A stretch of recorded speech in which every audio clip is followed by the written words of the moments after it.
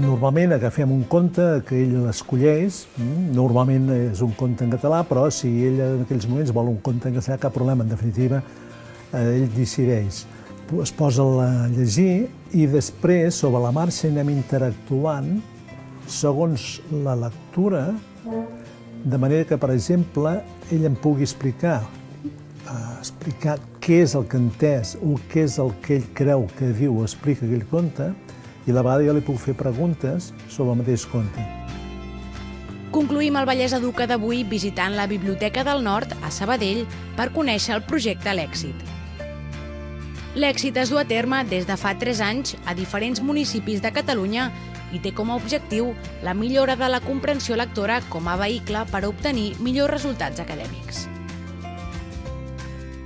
Per fer-ho, els estudiants que participen reben el guiatge d'un voluntari que els ajuda durant els tallers setmanals, una tasca fonamental pel bon desenvolupament del projecte.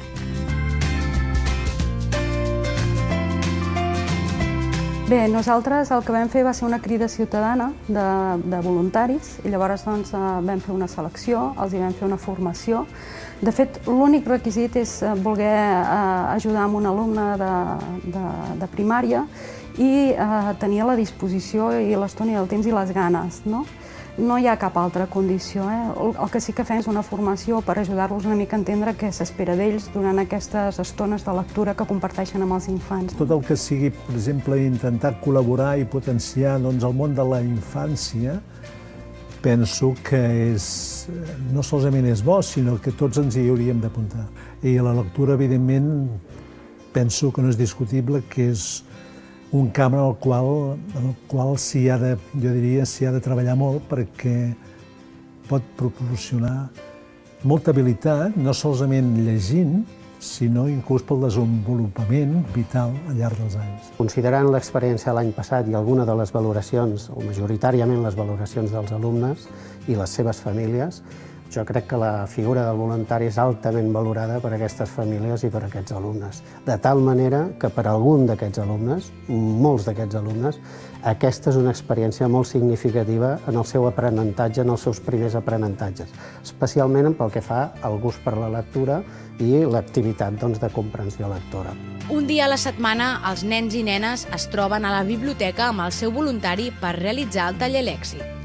Durant aquesta sessió, la parella fa lectures compartides dels llibres, còmics o revistes que trien els escolars.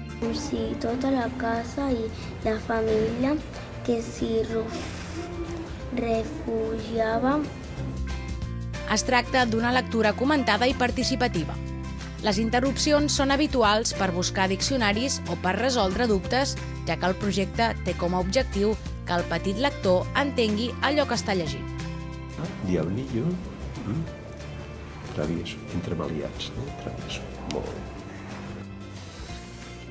Hi ha molts estudis que ho demostren, que un alumne que no només sap llegir, sinó que entén el que està llegint, té una projecció i un nivell acadèmic més òptim que no pas d'altres que només, diguem-ne, saben llegir prou.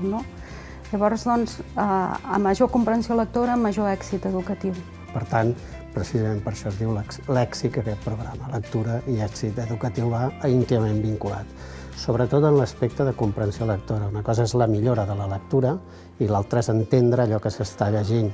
Les biblioteques, per tant, ofereixen tot aquest material i aquest material pedagògic, didàctic, justament en aquest programa, i a part que acull els voluntaris i els alumnes justament per això, vincular la lectura amb l'èxit educatiu. El programa L'Èxit està impulsat per la Fundació Jaume Bofill, la qual coordina i ajuda al desenvolupament del projecte a tot el territori. En el cas de Sabadell, el projecte es realitza des de fa 2 anys. A més, a diferència de la resta de municipis, a Sabadell es desenvolupa a les biblioteques municipals. Ho fem a les biblioteques perquè, a diferència d'altres ciutats i pobles de Catalunya que també tiren endavant aquest projecte, que té el mateix nom, que es diu L'Èxit, doncs nosaltres considerem que aquí a la ciutat tenim una bona xarxa de biblioteques i aquestes, diguem-ne que per nosaltres és el lloc emblemàtic, on millor que fer les sessions de lectura en una biblioteca, no? Fonamentalment 2 qüestions. Una, que les biblioteques són els equipaments especialistes o especialitzats en el foment i les qüestions de lectura, Foment de lectura i biblioteca va íntimament lligat. Per altra banda, és el lloc on tenim molts més documents i informació i documentació justament perquè aquesta millora de la lectura es produeixi. Els llibres, revistes, còmics, etc. Hi ha molts materials que milloren la quantitat d'experiències que es poden produir llegint en una biblioteca. La tasca dels voluntaris, la bona predisposició dels nens i nenes, la implicació de les famílies i els equipaments de les biblioteques fan que el projecte L'Èxit sigui molt ben valorat dintre de la comunitat educativa.